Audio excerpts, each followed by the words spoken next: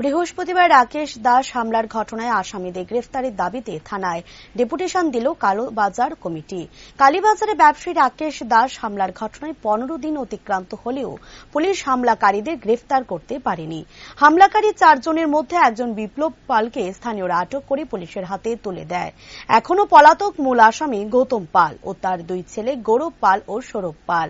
সাংবাদিকদের মুখোমুখি হয়ে এক ব্যবসায়ীকে জানান, ব্যক্তিগত বিষয় নিয়ে তাদের মধ্যে এই হামলা সংঘটিত হয়। সে সময় বিভিন্ন রকমের অস্ত্রশস্ত্র দিয়ে আক্রমণ করা হয় সে ব্যক্তিকে বলে অভিযোগ।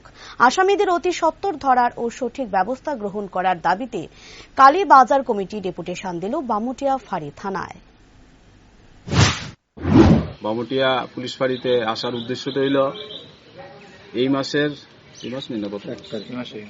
1 তারিখ আমাদের কালীবাজারে একজন ব্যবসায়ীর উপর অতর্কিত হামলা হয়েছে।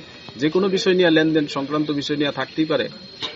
এই লোকটা আমাদের পাড়ারই, কালীবাজার এরিয়ারই, সেই লোকটা আক্রমণ করছে। হয়তোবা লেনদেন সম্পর্কে কথোপকথন হয়েছে, তার ফাঁকে দিয়া সে আক্রমণ করার উদ্দেশ্যেই তার ব্যবসার প্রতিষ্ঠানের উপর ওই দিন বেলা কয়টা, প্রায় 10:30 11টা নাগাদ তার উপর ঝাপটায় পড়ছে তার ছেলে অস্ত্রশস্ত্র সহ, এবং তার হাতে মারাত্মক ধরনের অস্ত্র বলতে আমরা যেটা আজকালকার দিনে দেখি না সচরাচর, ছুরি, এবং তার হাতে অনেক ধরনের শাবল এই ধরনের ছিল। যদিও আমি নিজে বাজারে ওই সময় দোকানে ছিলাম না, আমি মনপুরে ছিলাম। যা শুনলাম আর কি প্রত্যক্ষ তো করতে পারছি না, শুনছি এবং তাদের সাথে শেয়ার করে আজকে এই ঘটনাটার বিবরণ আমি কইতে চাইতেছি। সঙ্গে সঙ্গে আমরা বাজারের কমিটির তরফ থেকে এই ঘটনার পরে পুলিশ গিয়ে সেটা পুলিশের কাজ, পুলিশ করছে।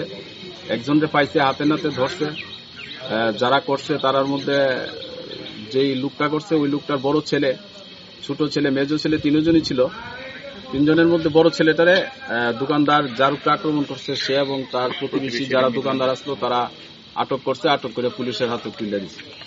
তো এখন সে বর্তমানে জেলে আছে, আর বাকি যে 3 জন আসামি তারা পলাতক আছে। আজকে বিগত প্রায় 17-18 দিন হয়ে গেছে। এই হিসাবে আমরা বাজার কমিটির তরফ থেকে ভাবলাম যে এই বিষয়টা পুলিশ কতটুকু আগাইছে, এবং আমরা কমিটির তরফ থেকে জানতে চাই পুলিশের অগ্রগতিটা কিরকম ভাবে চলছে। এই সমস্ত বিষয় নিয়ে আলোচনা করার লেগে আজকে আমরা এই পুলিশ ফাঁড়িতে আইলাম এবং